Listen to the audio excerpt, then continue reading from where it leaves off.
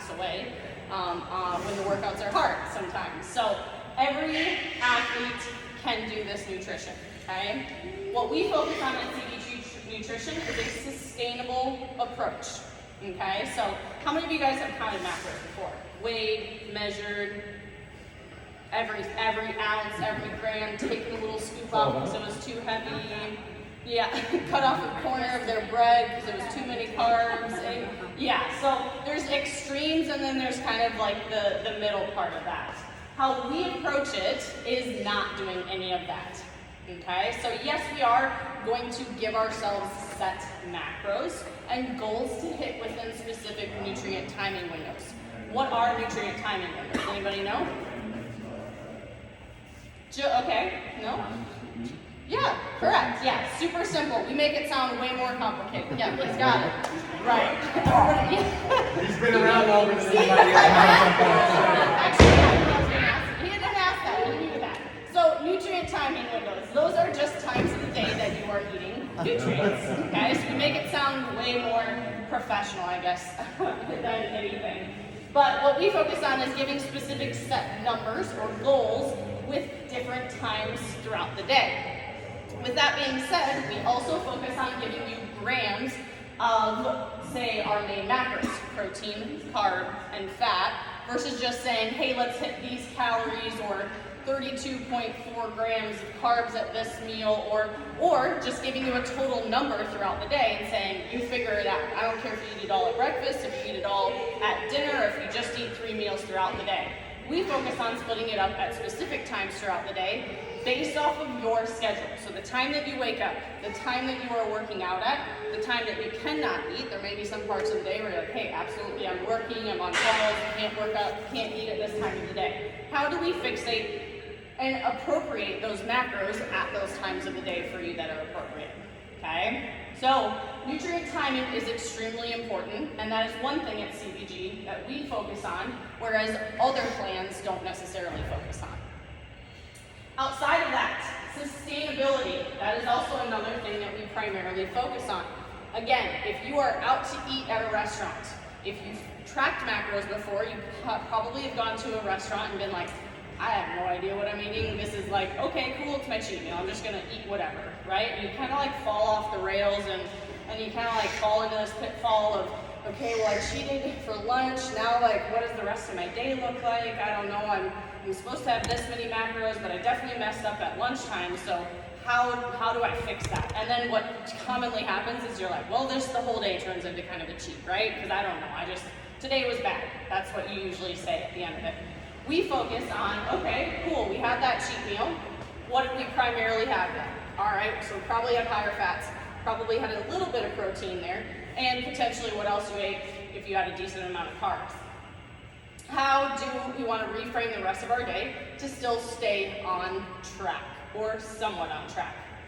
All right, great. We pushed all of our fats primarily at lunch. Let's lighten them up as we progress through and make sure that we're focusing on prioritizing, say, protein and some simple carbs at the end of the night. So giving you not just tools to help yourself at that lunch window, or whatever cheat meal window or going out to eat window, but also how you guys can kind of on the fly make adjustments for your day and still stay on track, okay? So kind of just starting from the top here, what are macros? Okay, you guys, all of you guys kind of raise your hands. So most of you guys probably know that macronutrients are going to be our 3 main: protein, carbs, and fats.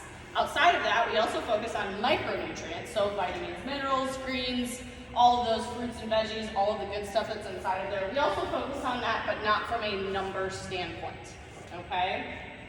Why do we, or what, and why as CrossFitters, do we focus on macros more than calories? Yes, calories in versus calories out are important, especially if we have goals of gaining or potentially losing. But why do we as CrossFitters focus more on macros than on calories? Anybody have an idea or thought on why we would focus on that?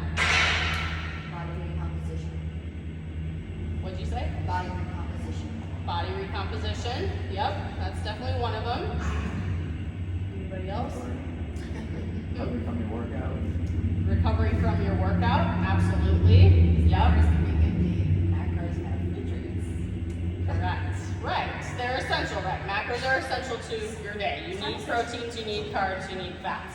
You need all of them, okay? They all play a specific role. We'll kind of touch on them here at the bottom and what they actually attribute to us. But we as CrossFitters, so what do we do as CrossFitters that's differently than marathon runners, than bodybuilders, than swimmers?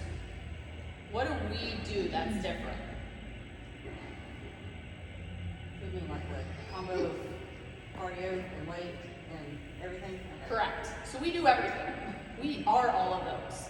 We swim, we run, we jump, we powerlift, we Olympic weightlift, we do gymnastics. We're all of those things. CrossFit does all of those things.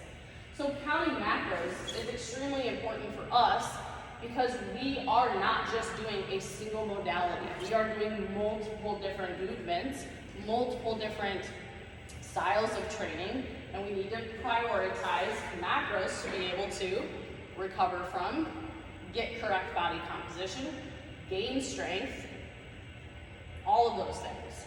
So super, super important. Whereas you can call yourself as a runner. All right, I'm running 24 miles, I'm gonna burn this many calories, cool. I need to consume this many calories because I burned this many calories. You know, marathon runners, all of that, they can focus on calories. They are just doing that primarily. They may mix in some other stuff, obviously, but why we focus on macros more so is because we do it all and we need to focus on all, okay? From there, I'm gonna bump to our actual macros that we're touching on. So protein, carbs, and fats. Those are our three main macros. Proteins. I'm not gonna ask you guys this. I'm just gonna go through the list of what protein does for us. But it facilitates chemical reactions in our body. It supports muscle contraction and movement. It also repairs our muscle tissues at the same time. It allows for structural support. Hormone balance. Almost all of these provide hormone balances. So testosterone, progesterone, estrogen, all of those things provides hormone balance. It transports nutrients within our body. It has specific immune functions. It supports regulation and expression of our actual genes. So those are some examples of what proteins do and provide for us. So obviously fairly important for us. And with this, you asked this earlier, how much protein should I be consuming? Protein for CrossFitters is one of our most important macros. I'm not going to say the tip top because carbs are a pretty close second, but one of the most important ones. Very, very different based off of your specific goals, how much you train, where your current composition lies, but very different, and there is a range for you of how much protein you should be taking in a day.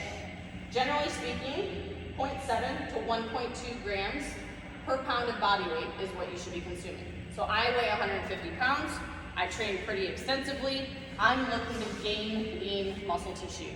That's my primary goal.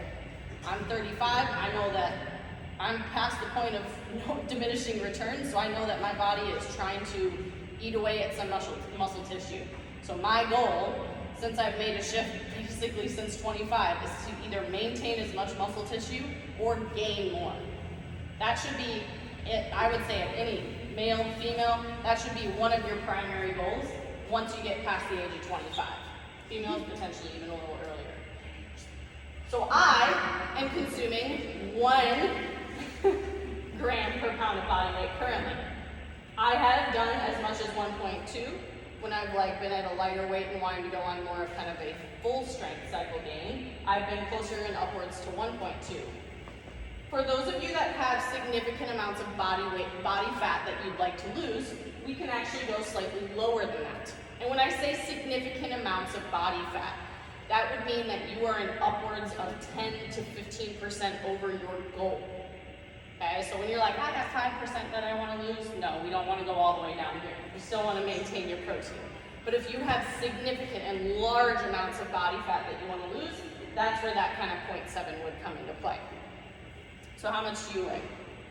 185. 185. So a good starting point, 185 grams of protein per day. Right? Seems like a lot. How much do you think you consume right now? 50. Yeah, 50. That's common. Honestly, that is a common thing that I find. it is hard to hit that amount of protein. Very, very hard to do. There is protein in everything, a lot of things. Vegetables have protein, carbohydrates, fats have protein. All of these things have protein, but not significant amounts. A lot of people are also unaware of how much. They think like, oh, I had a steak last night, like I'm doing good on protein. They just think of that. That's like common conception. I had meat, I'm good on protein. I had this here, I'm good on this. And if you were to actually add it up at the end of the day, most people are generally under. Okay, so this is where we start from, focusing on protein primarily and first. Good starting point again, 1 gram per pound of body weight. Okay, questions on protein? Awesome, we'll get into some of like the other parts of it from there. Close second, another really important one for CrossFitters is going to be carbohydrates. Carbohydrates.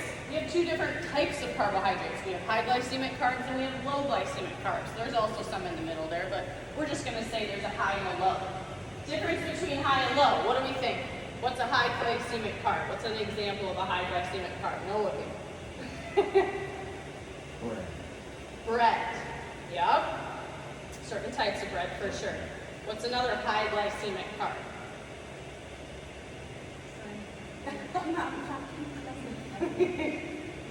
Candy. Right? Yeah. Things that have a lot of sugar. Yeah. High sugared things. White breads would be an example.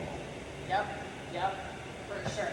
So now that you guys have gone through some dried fruits, coconut water, Gatorades, cluster dextrin, carb-based supplements, applesauces, all of those kind of sweet, sugary treats that you would think, donuts, pastries, all of those things, sugared cereals, all of those, high glycemic carbs.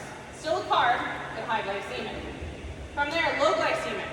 You guys have already seen the list. Whole grain breads, whole grain pastas, potatoes, rice, non-sugared cereals, oatmeal, oat milks. All of those are great lower glycemic ones. Now you don't see on there fruit. You see dried fruit, but you don't see on there fruit. Fruit is going to be a kind of like mid-range one where we can focus on specific types because they're higher sugared, whereas other types are going to be lower sugared with more amounts of fiber in them. So fruit is definitely kind of a one-off thing. Fruit has sugar in it, but it is a natural sugar. So I would myself not consider it a high glycemic one because your body knows how to naturally process it and doesn't necessarily store it and use it like you would with a typical high glycemic carb. For this, carbohydrates, they provide energy. That is your main thing. Blinking, walking, talking, breathing. Bodily function provides energy. Also allows for recovery. Why you see me walking out of the gym every day with a banana or an applesauce or something. Because I have burned off a lot of energy and I need to replenish it. Again, like I said, we have kind of fast-acting and slower-acting carbohydrates. High glycemic, low glycemic. It helps regulate insulin levels. It also is going to allow us to sleep better because of your regulated energy. Any of you guys ever had donuts or whatever, just super high amounts of carbohydrates and then just felt this whoa, lull afterwards, right? Yeah, so you're having this high spike and then you're having a crash. It provides energy. You probably had a little bit too many of these, not enough of these. Or we probably had more of this, not enough of this, not enough of this. So your balance was commonly probably off if you had those highs and those lows. For this recommendation, 1.25 to 3 grams per pound of body weight. The 3 grams would be high output athletes.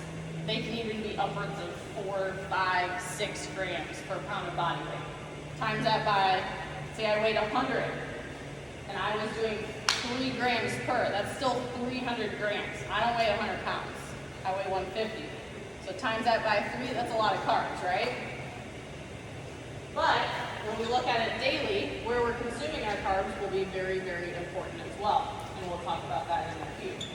But 1.25 to 3 grams per pound of body weight. From there, we move on to our fats. Fats. These provide us sustained energy sources, so longer, sustainable energy sources, where carbs provide a little bit faster. It's essential for bodily functions, just like carbs as well. Helps repair joints, ligaments, tendons, tissues as well. Helps with hormone production as well as regulation. There is a huge issue where people are like, oh, I'm just going to go on a low-fat diet. They do it for a very, very long time. Yes, they see results. Their body weight goes down. It's a common thing with athletes and non-athletes. But I'm going to go on a low-fat diet. Cool. Cutting calories, fats are low, feel great. All of this happens. Once you start to stay at that long-term low-fat diet, what will commonly happen for females? Testosterone will drop. Estrogen and progesterone levels will drop. For females, you may also lose your cycle. That is a common thing of being on a low-fat diet for too long. Your body is not able to produce the hormones because you are not giving it enough essential fats. So very, very important, you are also introducing good essential fats. Some sources of those: grass-fed butters, ghee. Why I say grass-fed? Country crock ain't cutting it. We don't want none of that, okay? Get those butters out. I can't believe it's not butter. No, it's not butter. Nuts, seeds, good quality, high quality oils. Olive oil, avocado, coconut oil. Those are the 3 main ones. Avocado itself, good quality nut butters. And when I say nut butter, we're not going for like, what's that called? Nutella. Nope. That's not really, yes, it's got a little bit of nuts in it, but primarily sugars and chocolate. We want to go for a good quality nut butter. So if you turn the label around, it says peanuts, water, and salt, you're good to go. If it says sugar as the first ingredient, don't buy that one, okay? Go for a natural, good quality nut butter. The yolks of eggs are also going to be some good options with that. For your fats, 20 to 35% of your total calories. So this is a little bit different. We start with our protein, we move on to our carbs. Those are going to be what we determine first, and then the remaining basically amount of calories is where we fill in the fats. Okay? We'll do a little bit of kind of mathematical work for people to kind of find these numbers towards the end. But we basically start with the protein, carbs, and then we fill in the rest of your calories that we want to shoot for with fats. Questions on our 3 main macros? I think everybody's pretty well versed in those, but differences or anything like that between those? You guys are good? Awesome. All right. From there, what we will talk about next is going to be our recomposition pyramid for weight loss or weight gain. So this is going to be very similar to the pyramid that you would see in CrossFit. In CrossFit, where does it start? What's at the bottom? I didn't draw it up here because we're testing people. What's at the bottom of the CrossFit pyramid? Anybody know? She knows. It's nutrition, right? Everyone's like, sport or Olympic weightlifting or gymnastics, right? They just think of the physical activity. But what is going to be most important in the CrossFit pyramid is actually going to be nutrition. So, very similar to that, we're going to talk about, from most important to least important, our recomposition pyramid. So, for the first one, calories.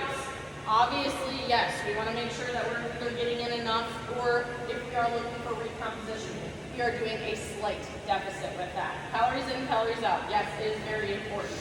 Within that, obviously, the macros are equally as important. But calories, whether you're in a surplus or in a deficit, we add or we subtract. Determine your calorie intake for your maintenance. We'll get into that. From there, if you are going to be doing a deficit, essentially every 4 weeks, you want to cut 300 to 500 calories every 4 weeks. Females never going below 1,400, males never going below 1,800. Now with that being said, you do not want to be in a calorie deficit for a year. Why? Anybody know why you don't want to be in deficits for super long? You'll hang on to the weight, not lose it. You'll hang on to the weight and not lose it. Body goes into, Similar. body goes into, how do I call it? So, protective mode. Right, fight or flight kind of, yeah. Essentially what it does is your body gets comfortable with being at that deficit, and it will only burn the amount that you're consuming. It will slow the metabolism down to match the fuel that you are bringing in. That is if you do it for a long period of time. So what we at CBG do is we adjust your macros pretty frequently, and we also find ourselves going into what we call reverse dieting or maintenance.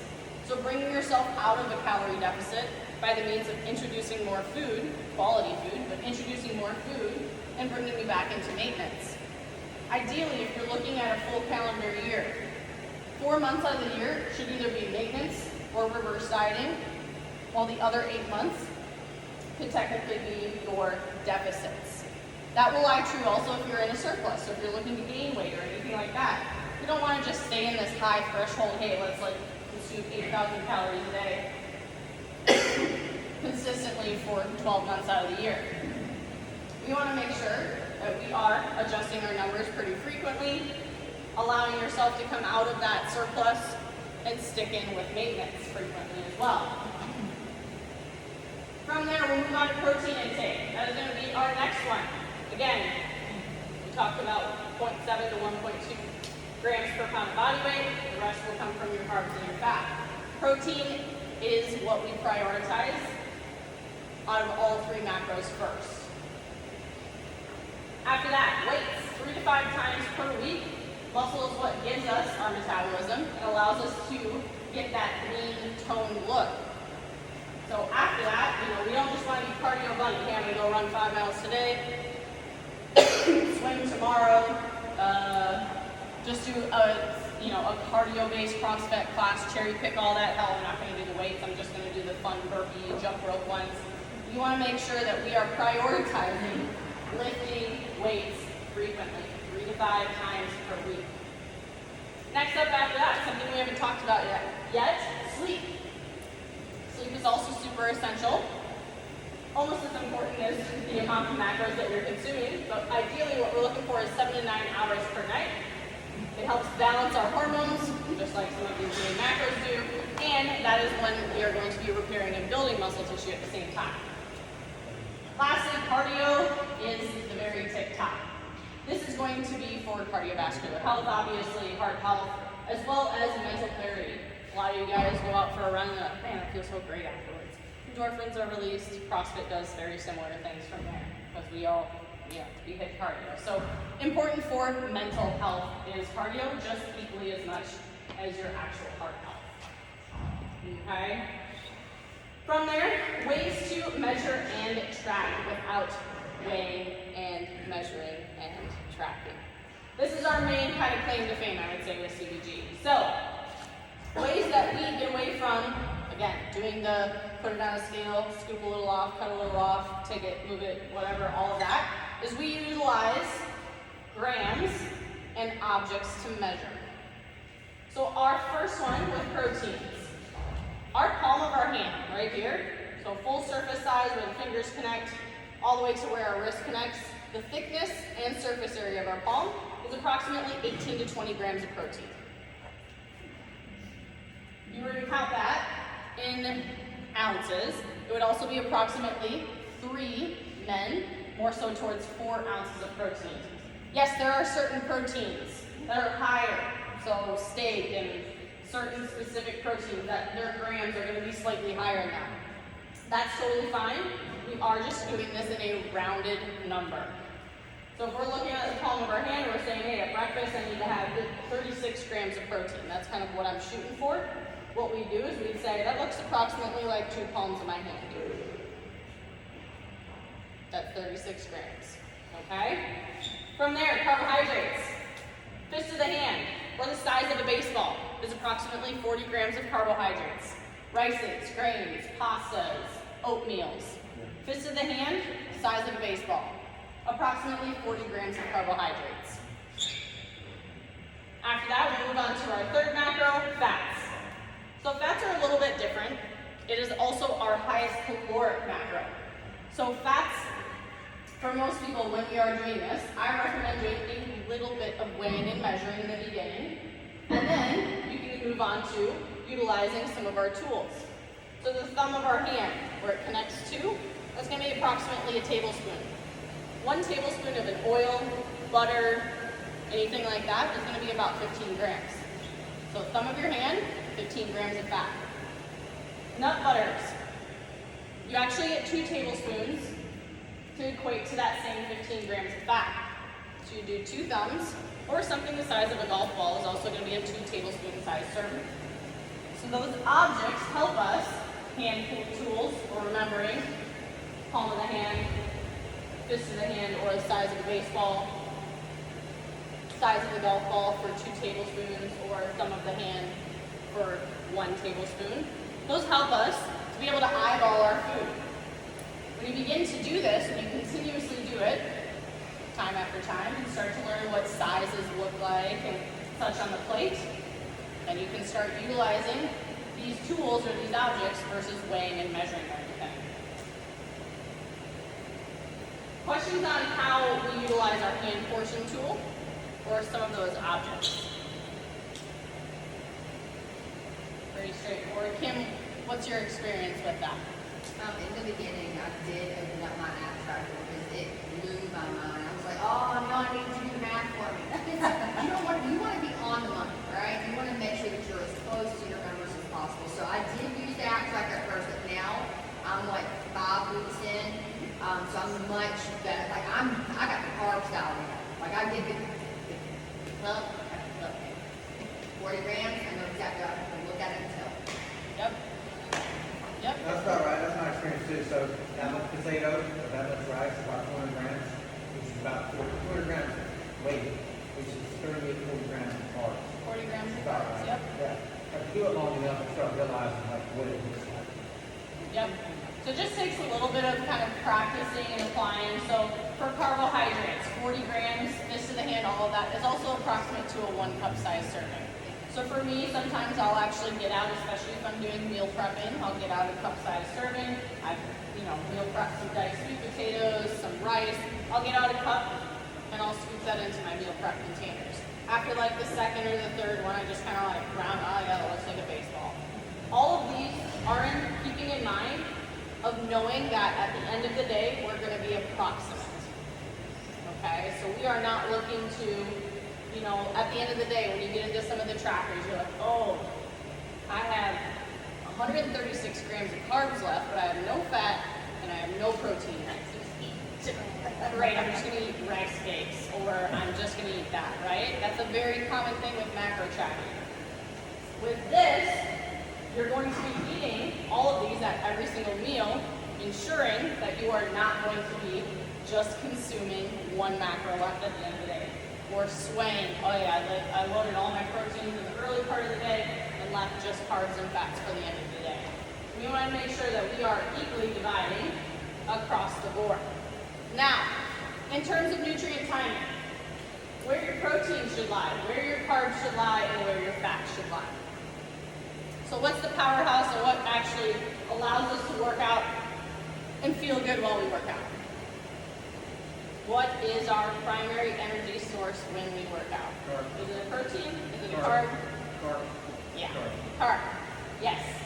Carbs provide energy. They also provide either fast energy or slow energy, depending on if it's a higher glycemic or a lower glycemic carb. So what we want to look for is a pre-workout carb or a post-workout carb. For those of you that work out an extended period of time, we also may be introducing intra-carbs. Y'all see me slamming like applesauces in the middle of my workout and stuff over here. Those are intra-carbs for me. I am working out for an extended period of time.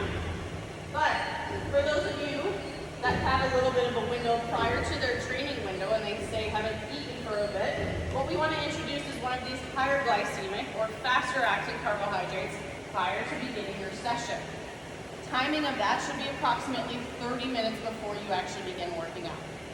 So on your drive up here, or as you're warming up or stretching or something before class, you should be consuming some carbohydrates.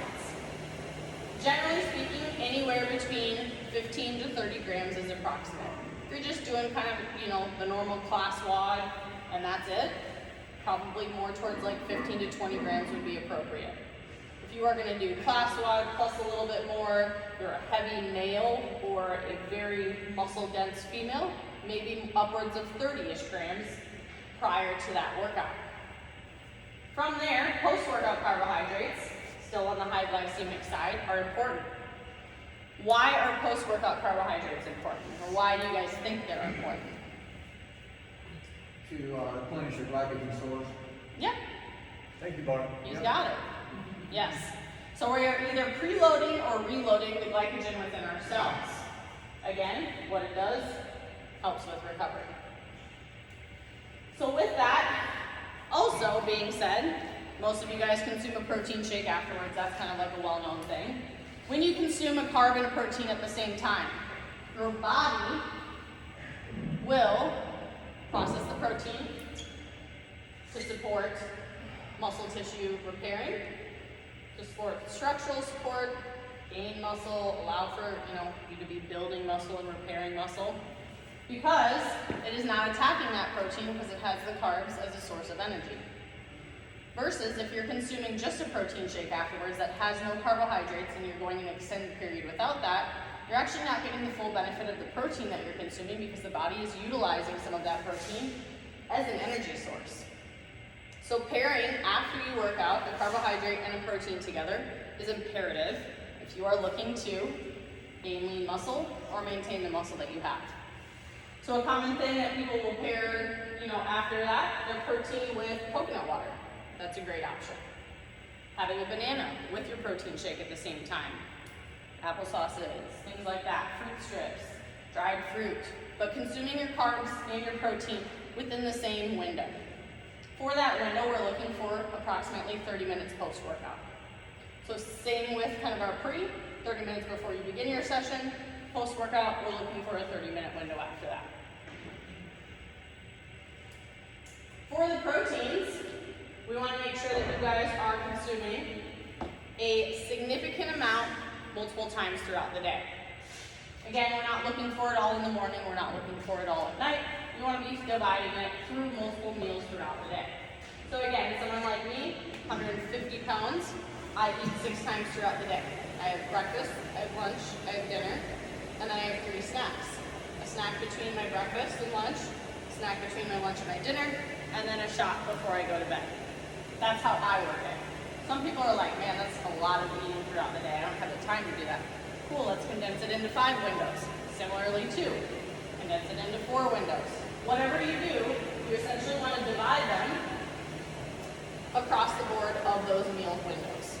I definitely wouldn't recommend cutting your windows more than 4. Okay, especially if you stay awake longer than 8 hours of the day. Probably want to be getting it at minimum at least 4 windows. So divide it by however many meals that you're consuming, and that's the protein that you're going to be splitting between. Obviously, one of those, if you're working out, would be your protein shake. Okay, we do account for that. As for your fats, we already kind of touched on that, 20 to 35% of your total calories there. We fill it in after your proteins and carbs are finished. But your fats with this, we basically want to find, for you, nutrient windows furthest away from your workout window. Why would that be? Why do we not want fats immediately before or immediately after we work out? Bart's turning. I was just waiting. This is a quiet class. Now I've got to show up so I can ask you questions. Nobody else is. We got just slower. Because what? We got just slower. Correct. Yep, because we digest them slower. They also are going to bog you down prior to or post-workout. Your body will utilize that as the main energy source first. So it will begin to start to digest the fats before it attacks the proteins and the carbs. And remember, we want proteins, carbs done first, and then you would move on to fats. So ideally, if you're working out at 6 o'clock at night, we'll say that, or 5, let's say 5 o'clock, because that's kind of what most of you guys just did. 5 o'clock at night. You've had your breakfast, you've had a snack, you've had your lunch, you're moving into kind of a pre-workout snack. That pre-workout snack should be lower than 15 grams of fat for the majority of you if it's within a 2-hour window of your training window. So we definitely don't want to be having like an Uncrustable coming up here right away and go into it. Yes, it's white bread, it's jelly, you're like, yeah, it's good carbs. It's also got enough fat in it to bog you down a little bit, okay? Anybody ever had that feeling of like, man, yeah, it's awful, right? Awful. Yeah, yep. If you haven't, good on you. Probably didn't have too many fats right before your training window. But we definitely want to keep our fats furthest away from our training windows. Okay, so if you're working out in the morning, go with just strictly a light protein source and a carb, and then load up your fats the rest of the day. If you're doing your workout later at night, you want to have, a decent size at your breakfast and kind of lunch window, and then diminish them leading into your training window at nighttime, and then you can again have some more at the dinner window.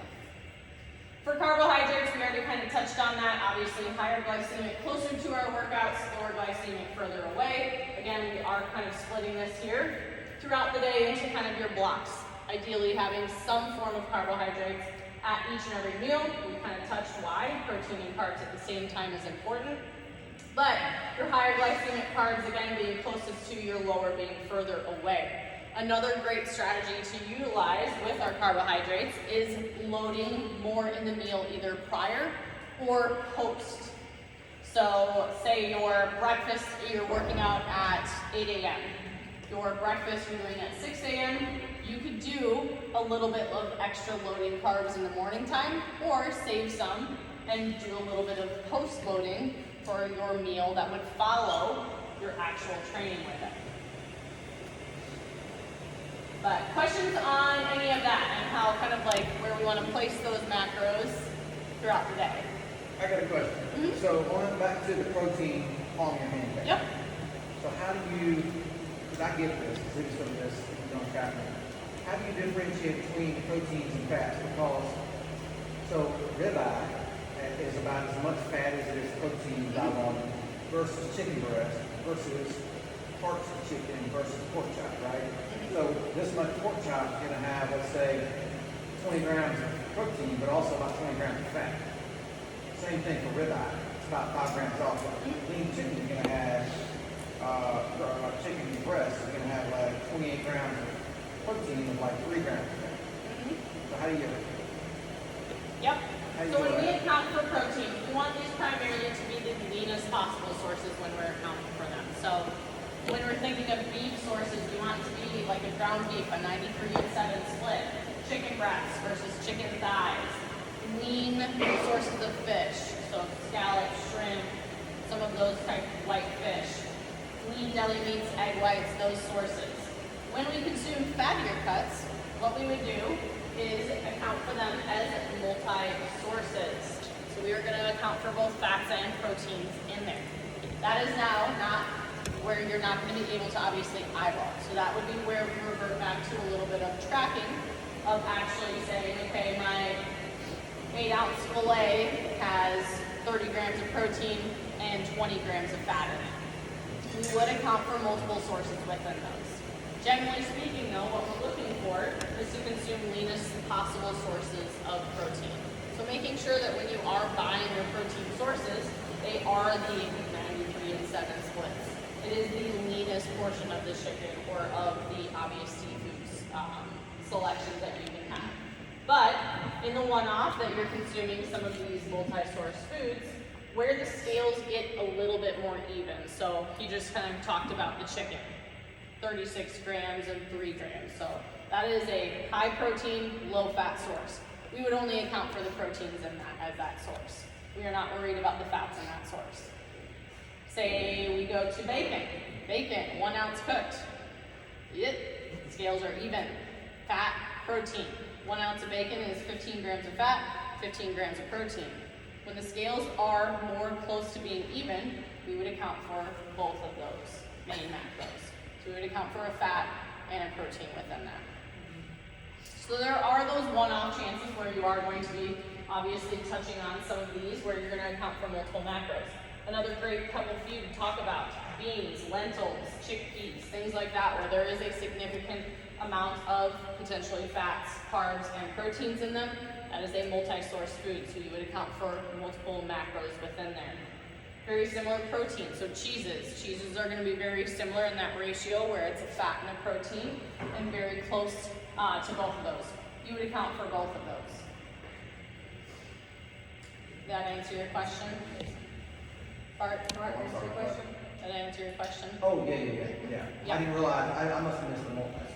Yeah. Yep, I haven't got to it. I didn't Oh, get to it. okay. But yeah, we went over it. So yeah, when the scales are a little bit closer, you would account for both of those. And that is where we would then obviously have to account for going in and seeing, hey, or looking at a nutrition label. Hey, everybody at this point probably knows how to kind of dissect a nutrition label. All right, great. The proteins and the fats are pretty close. This is a source where I'm going to account for both of them. Okay? Whereas the rest of them, if you are just consuming the leanest possible sources of those proteins, you would just account for it as a protein source. Questions on how that kind of goes? No? Straightforward? Awesome. Outside of that, last thing, supplementation. What are they? What should I take? What should you take? How to determine what you actually need and why do you need them. So very similar to eating a variety of foods and including fruits, vegetables into our diet, they provide us with micronutrients. So things that we don't get naturally from protein, carbs, or fats, or things that our body may get but actually don't process. Okay? There are certain supplements. Some people are like, oh, like people just say like have vitamin C, right? Because it's good for this and that, or have vitamin D, or have this or have that. This is going to be where you have to do a little bit of trial by error, or I recommend getting a blood test. Simple blood test can be done to determine if you A, process the micronutrients, or the vitamins or minerals, and B, what you're naturally deficient in. As you age, I definitely recommend getting a blood test done. That will show you that. Vitamins, supplements, minerals, all of those can round out and make you process protein, carbs, and fats much more efficiently and provide you with a better result in the end. So super important to make sure that you guys are getting that done at a certain point if you feel it's necessary. If you're like, man, I've dialed in my nutrition and I still feel tired, or I'm irritable and I dialed in my nutrition, or my joints hurt, or my stomach always is upset if this happens or this happens. Those are signals that you are deficient in something, or potentially that your body is getting it but not actually able to utilize it and process it. That would be where I definitely recommend getting that done. Outside of that, just some one-off supplements that I recommend for every CrossFitter. A simple whey isolate protein. You'll see it under the protein list. That's going to be an easy way to get this guy to his protein level way beyond 50. We're definitely want to get you some shakes for sure. But it's an easy way to ingest protein, a large amount of protein without the volume. Sitting there and consuming 50 grams of protein on a plate may be daunting. Maybe like, oh, I don't think I can eat all of this, or it just makes you feel, ridiculously full. Whereas 50 grams of a protein shake, a little lighter, a little easier. It's also much more fastly digested, which is why we consume it post-workout. But that's going to be a great one to include. There are other obvious sources of protein shakes out there: casein protein, egg white protein, vegans, all proteins and such. Some people, dairy sensitive, can't do whey. That's great. There's alternatives out there: egg white proteins, vegan proteins. Those would be fine. As for casein proteins, those we definitely want to be consuming later at night. So that is a bedtime shake. It is a much slower digesting type of protein. Not absolutely necessary if you are hitting your numbers kind of throughout the day, but if you are like lacking in numbers and want to make sure that you are recovering properly, casein protein is good. Casein protein is more of for those that do kind of like a style of intermittent fasting. Creatine is our next supplement. You guys have all heard about it. What does creatine do? Oh, I got that. All right, here we go. So creatine increases your ability to store glycogen. It puts moisture, for lack of a better water, into your joints and your muscle cells and increases your glycogen storage. You will gain a little bit of water weight, just so you know that, for 3 pounds. But it's good stuff. Yep. It also allows you to gain a little bit of strength at the same time because of allowing yourself to store some of that glycogen. But yes, intracellular or intramuscular hydration also happens with that. So the common little spike that you see, 2 to 3 pounds, is totally normal. If you went off it, you would totally be fine, and it would just kind of decrease from there. So if you do see a little initial spike with it, that is fine. Water retention is normal, but super important for CrossFitters, not only for recovery, but for actually building muscle and being able to kind of count that on. Lastly, anybody have an idea? Oh, wait, what you haven't said so far on supplements? Yeah. Okay, so we got what? Hang on, I might get this. We got what? Protein, creatine. Protein, creatine. That's all we got so far? Yep. And you got one more? One more. All right. So maybe either a probiotic, prebiotic, or D3. Those are good ones for Okay, sure. I missed it. All right, Yep. I don't know. It's a close one. So very similar to probiotic. Prebiotic would be a green supplement. Anybody in here absolutely just crush vegetables and fruits, like just go crazy. Like I had 8 cups today. No? I mean, And I love eat- them. I love them. I eat them. Yeah. Do you eat a wide variety? Like do you eat orange, yellow, red, green, blue? Do you eat the rainbow every probably day? not. Probably not, but you know. Beans and Yeah. casseroles. So I love veggies myself. I love all fruits. I do try to consume the common theme of eat or taste the rainbow and do all that, eat seasonally, like all of those things that you hear. I definitely try to do that. I still know I'm missing the mark. I'm not getting all of my micronutrients because I'm not physically able to consume all of those vegetables in a day. They're super satiating and have a lot of fiber in them. They're also just like hard to eat. Like eating, 2 cups of kale is difficult to do at certain points. So mixing in a green supplement would be very important. It helps with digestion, it aids in obviously providing certain micronutrients that we're missing from protein, carbs, and fats. It also helps with immunity at the same time. So super important, those are the 3 that I recommend. I have some kind of recommendations for those if you guys are interested in what supplements I do recommend. I can certainly get those to you. But outside of that, that is kind of the gist of the spiel. Yes. I got one more thing to say on that. When I Yep. first started doing my thing for like a year, I noticed that when I started tracking everything, I started doing less vegetables because they're not trackable. Like I don't know how it's gonna work. I started with my fat, protein, and carbs, right? Mm-hmm. But I just eat vegetables all the time. I only track them because there's so few calories in a vegetable. Like you can eat 4 cups of broccoli, it's 30 calories, something like that. It's not even worth tracking, right? But it's just an intentional thing. So sometimes I just gotta get like a steaming bag of spinach or broccoli or something like that, because if you don't be intentional about it, you find yourself kind of losing track of the vegetables. Yeah. And we don't account for why you don't see them up on here. We don't account for them as a macro. So we're not accounting for calories, fats, carbs in any of our vegetables. Okay? Vegetables are essentially just from a minimal standpoint where we want to include them throughout the day. Like I said, they're going to be your most satiating food source. So if you're in a deficit and you feel like you are starving, let's increase the amount of calories that you're consuming through vegetables, or the actual food volume that you're consuming through a vegetable source versus through anything else. Fiber is equally as important as kind of like supplementation and stuff, and you're going to find the majority of that in those actual vegetables. But we do not account for which is why it's not up on here, them as an actual macro. So don't count for calories, carbs, fats, anything in any of those sources. But again, very important to include throughout your day. Any other questions?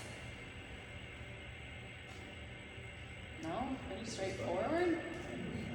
Awesome. So this is our presentation. What I do and what we do at CBG, I'll let Kim touch on it a little bit, but we actually design what we call blueprints for you. So this is going to be essentially a roadmap. You are going to have, hey, on Wednesdays I train at 8 o'clock in the morning, but on Thursdays I train at 6 p.m. at night, and on Saturdays I train at 9 a.m. You have a blueprint that you are able to follow day to day, nutrient window by nutrient window. It will lay out for you, hey, we're having 20 grams of protein at breakfast. Cool, what does that look like? Palm in the hand. Or I'll lay it out to ounces. We're having 60 grams of carbohydrates at breakfast. What does that look like? 1.5 baseballs, or a fist in my hand plus another half of that. 1.5 cup size serving. You're having 15 grams of fat. You're gonna do that by the means of half of an avocado, 1 tablespoon of oil or butter, 2 tablespoons of nut butter, etc.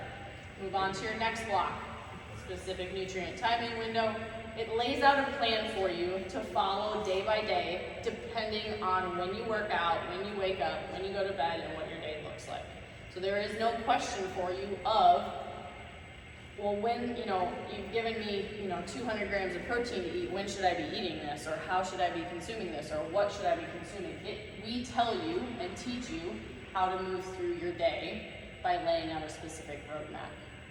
We have multiple different options with CBG coaching, all the way at the highest level like Kim, where she gets a one-on-one coach, has tech support, 24/7 access. We do bi-weekly calls and check-ins, we do weekly check-ins, so it's a lot more involved. Outside of that, we have some options where, you can get some blueprints, you can discuss with your coaches once or twice a week, and then we also have one where we do just give you kind of some macros for you to specifically follow. It is very tailored to you and what you as an individual need besides that. So if you guys are interested, I put my number up on there. Shoot me a text. You can also contact Kim. She can get you, involved with me, and we can kind of touch base on it a little bit more. But that is what we at CBG do.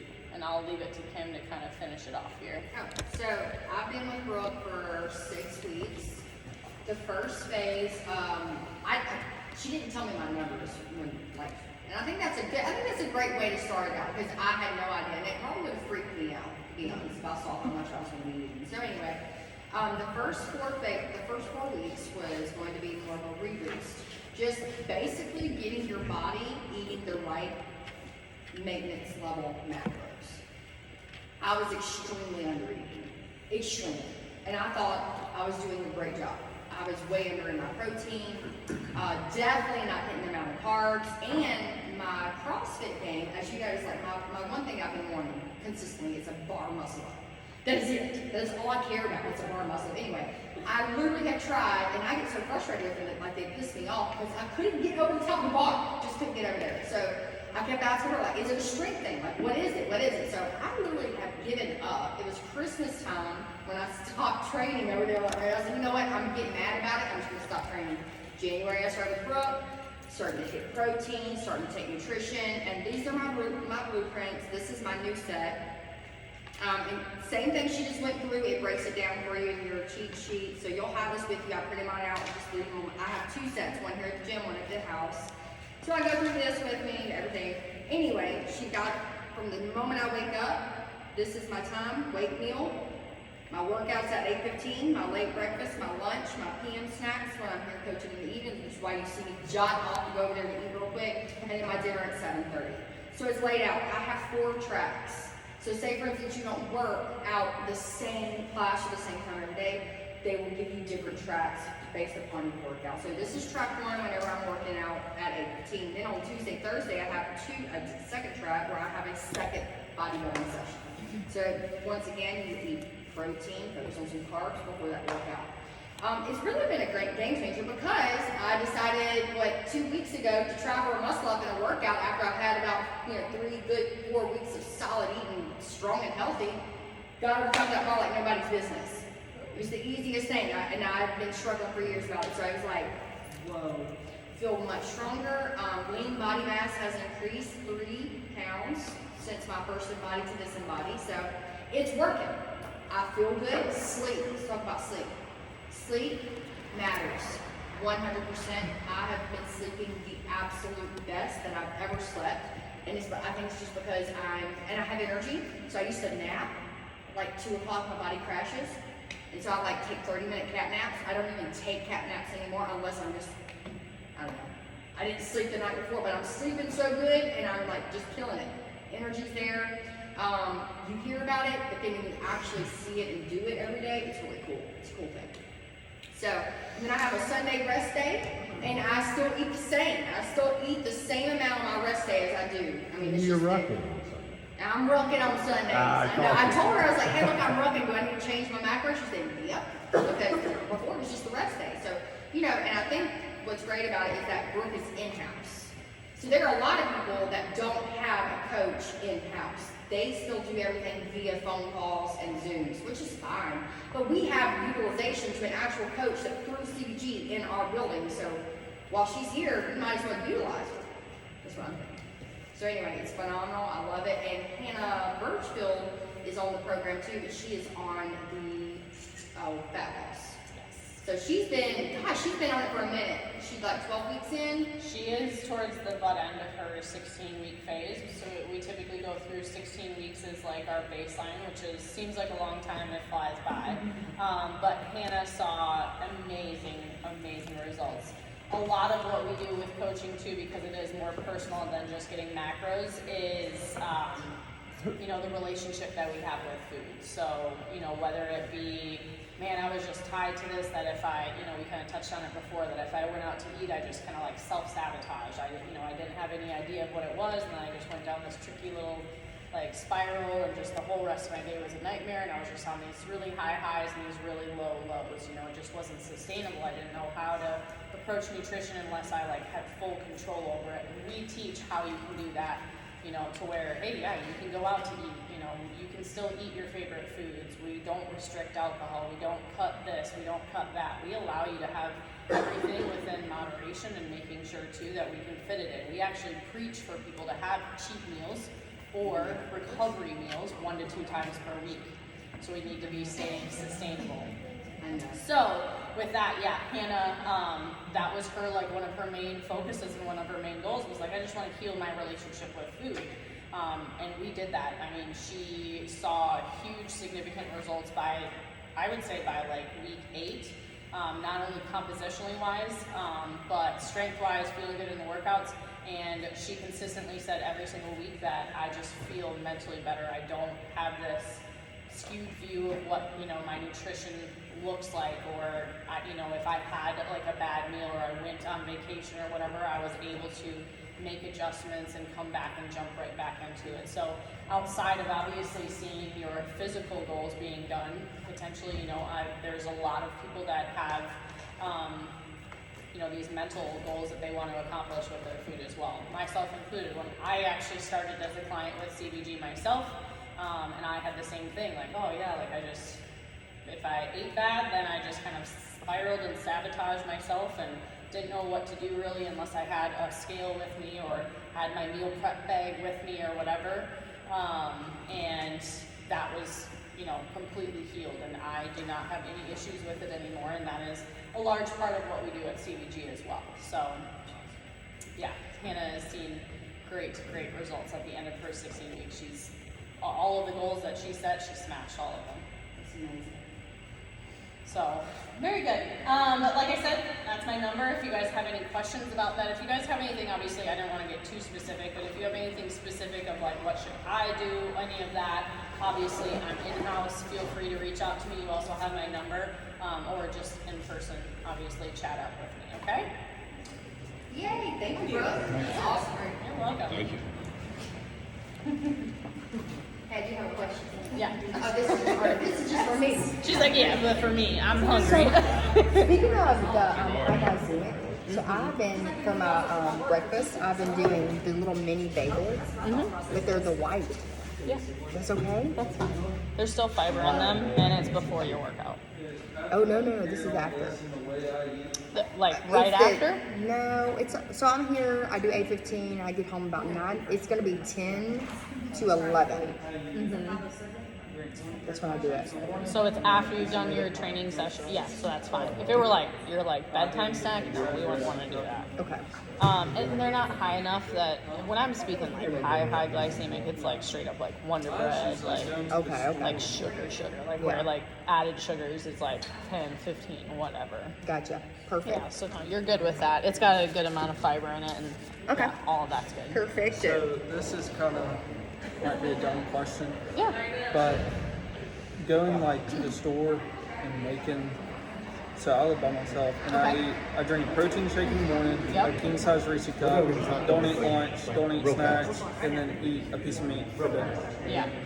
You are significantly under eating. Yep. And like I know I probably eat about 800 calories a day. Yeah. Like, and that's on the high side. Like if I need someone like tell me like eat this, and I'll do it. But like trying to do it all by myself, I don't know. Right. Yeah. And especially like being down here by myself and on my own, and all this is new to me. Right. And like I don't want to waste my time and money and then not see any I'm not improvements. seeing anything. Yeah. So if I'm gonna do it, I'm gonna go all in and start from the get-go. Right, absolutely. And like I said, just like, we talked about kind of like where the nutrition lies on the CrossFit pyramid, nutrition's the base of it. So you do that first and then everything, we stack on top of it. So for you, yeah, it's going to be, and it wouldn't be from an approach of like, hey, these are your numbers, because that's what an app's going to give you. And you're going to be like, I have to eat 5 times the amount of what I'm currently doing. Like, that's going to be hard for you to do. So slowly introducing your calories over, a period of a couple weeks, but having an idea of like, hey, this is the goal of where we want to be and how we kind of get there is the approach that you're going to go. You're going to want to go. But I guess I'm trying to ask you, like, do y'all like come up with like meals for like breakfast, lunch, and dinner? So we're not nutritionists in the sense that like, hey, eat exactly this. We can say like, hey, yeah, you should be having, these are your 3, well, let's do eggs at breakfast and let's do 6 of them or whatever to kind of hit these numbers. We can do that.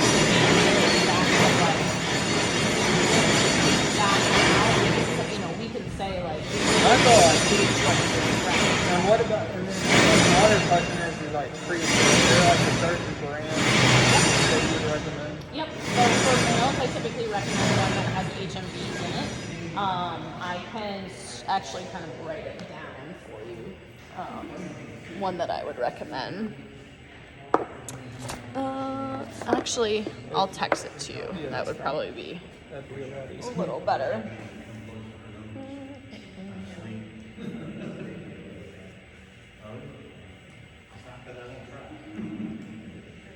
Because I feel like I'm in my prime right now. I need How old are Yeah, you? Mark, you can't be walking up into a CrossFit gym wearing that shirt.